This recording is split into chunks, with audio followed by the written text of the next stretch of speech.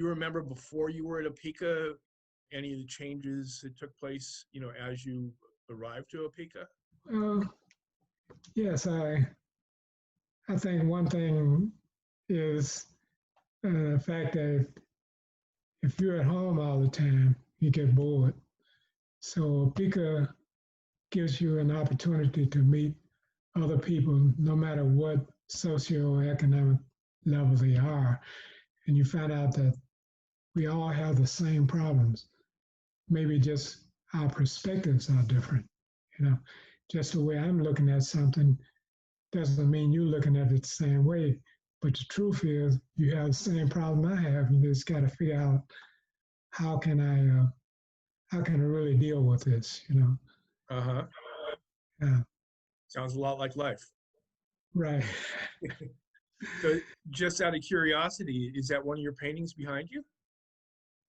Yes, that's one. That's nice. I like the colors in it. Very pretty. Did you grow up in Los Angeles? No, I grew up in Tennessee. I'm from Memphis, Tennessee. And I came here, I had 1 year of college at Knoxville. And then my dad has been here about 5 years. He asked me if I'd like to come to LA. And so, yeah, I'd like to come out there, So I left Memphis and came to LA. Yeah, I was going to LACC first. I just kept taking courses at night and took some courses at LA Trade Tech, just wherever I could, figured I could learn or add something to my transcript. By the time I entered USC, I had 159 courses completed. It only takes 142 to get a master's degree. My degree was in sociology. Uh-huh. I changed from electrical engineering, which I was in at Knoxville, and changed to sociology. I understand you're a musician also. Is that true? Or was somebody lying to me? Yeah, I played in a band in high school, and I also played in the band at LACC. Nice. Kelly, was it you that found OPICA, or how did that happen? There was I guess somewhat of a colleague and fellow healthcare provider, medical social worker that had some experience with OPICA and knew some of the staff fairly well. She had come across them professionally, and Right. she had assessed his case in a different setting, in his healthcare setting. And she said, you know what, you really should give them a call, because it sounds as though, with his case and the conditions that he's battling, that OPICA would be very helpful, cathartic, therapeutic, and have a good family and community for him. Because we definitely had a very sharp decline when he first got his pacemaker defibrillator. There were many areas that we were struggling with very rapidly, very suddenly. And literally within a month of getting OPICA and getting the right healthcare treatments, he went from, the hardest part of the decline back to the top. He was talking and socializing and happy and, not really feeling the stress of the health concerns. Do you remember when you first came to OPICA, Don? Was it easy or hard? Being here at my house and looking at four walls, because my daughter had her work to do, but she didn't feel that way. She wanted to be sure and make sure that I, did everything I was supposed to do. It worked out fine. I was a little bit nervous when I went to OPICA, but like I said, once I found out, I sort of discovered that I had they kept telling me, you have a talent in art. And I kept telling them, no, I'm just a rookie. I'm trying to learn this stuff step by step. Yes, I enjoyed the men's group. And the other one, let's see, what is the other one I do?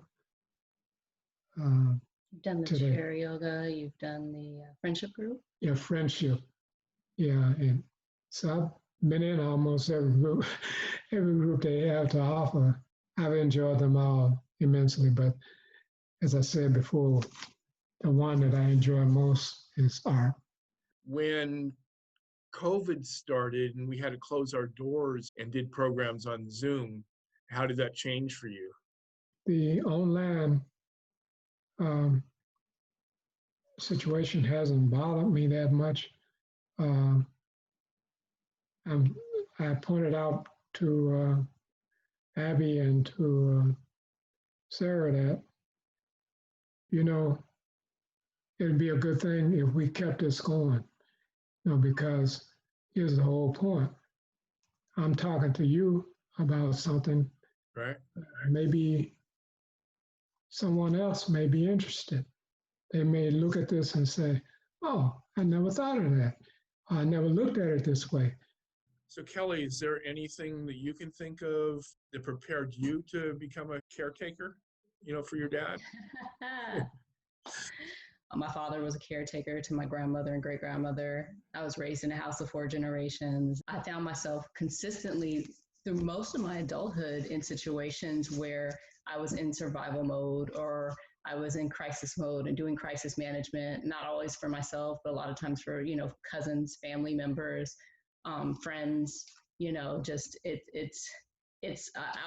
feel like it's a part of my identity, even if I don't want it to be. When my great grandmother, who we call Madeir, not the Madeir with the gun in the movies, but like the matriarch of the family, when she passed Right. away, I kind of became the Madeir of the family. And I became responsible for kind of being the teammate with him for kind of keeping the family together. When things happened, I was actually in DC and I had started a different graduate program, which is English, ironically. And due to health issues, I had to postpone it and ended up in a social work program that also prepared me, although I tend to work with youth. I was in DC doing a field placement there at the time, and that's when everything happened. And I had to abruptly relocate across the country while being a caregiver. I don't know if anything literally prepares you for that level of caregiving, that very Right. close level, but I feel like those years of the crisis management and things was very as helpful as it could be. Did OPICA fit in for you at all as a caregiver? Absolutely. I thought about what you said earlier in the conversation, and one of the most poignant moments that stands out to me, and it was the same day I talked to the medical social worker, there was a moment where my dad is a thinker, and whether or not he's talking, he's always in his head thinking. Right. And also very outgoing, as you see. He's vibrant, lively, he just lights the room up. Everyone loves him. And he was sitting there and he was just kind of staring out, and he wasn't really engaging us. He was just kind of staring. And when we came to OPICA that first day, we met with Sarah, and he was kind of doing the same thing, but that's not my father normally. For me, it was like, you should get to enjoy this phase of your life, and I know you've been through a lot.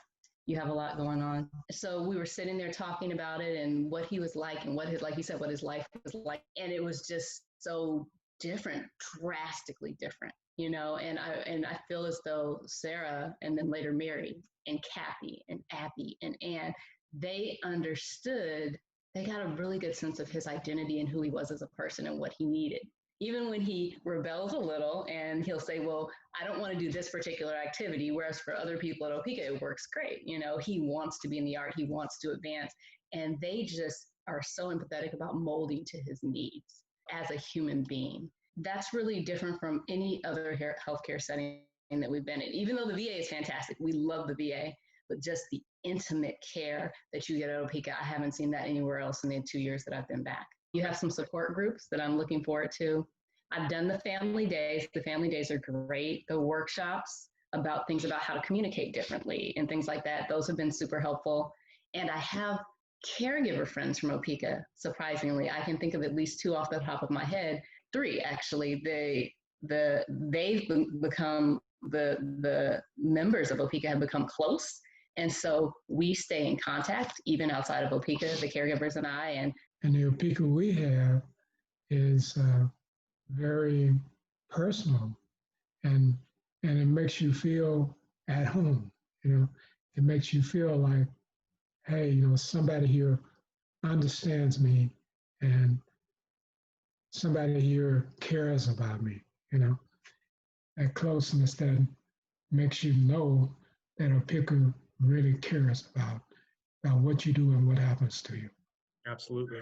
And what I found between senior centers and various adult day programs, and this is after talking to social workers within my program. I went to, I finished at USC in the social work program. And so just coming across all the social workers there, all these different programs, we have one right down the street as well.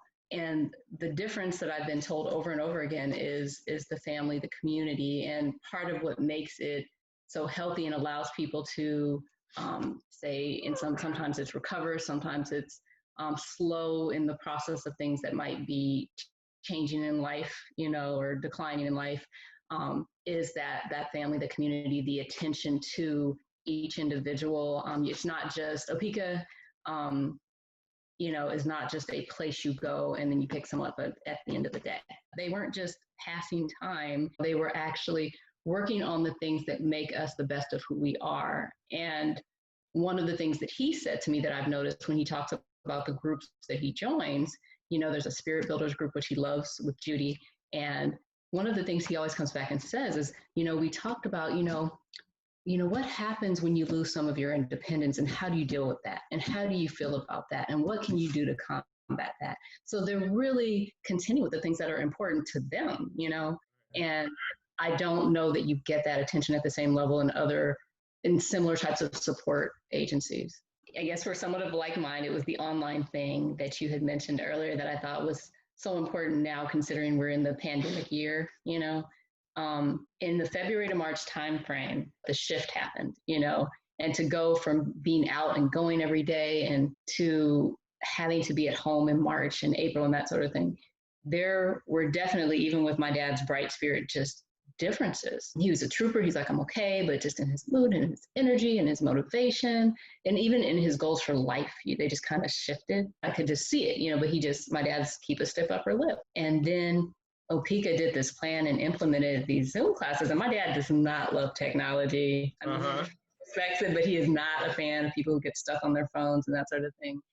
And they started, some of the staff, I guess they had started kind of implementing sometimes calls where they do check-ins. And that made a monumental difference in our week. And those conversations gave us the vibrance that you see in much of his conversation here. Then they had the Zoom classes begin as they were organizing. They did it slowly and thoughtfully and methodically, like they didn't just throw everything at us at once. They said, whatever you're comfortable with, what is he interested in?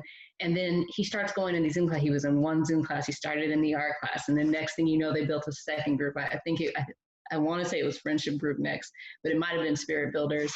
And then next thing you know, he's in 5 or 6 Zoom classes a week. And he's like, okay, I got to get up and go to class. It's time for class. I got to hurry and eat because I have class. What's my next class? We don't have class today, Dad. It's Sunday. So, it became a very natural part of the lifestyle. And I think there's something about just having both the audio, the video, being able to see the people you care about that really helped us to not only survive the COVID life, but to be able to still thrive to some degree in the way that we were prior. It's always best when you can go in person. But this was a great alternative and it works. Even in the time that we've been gone, because he's had some recent health issues, we were gone briefly. And there you could immediately, within days, within a week, see a difference.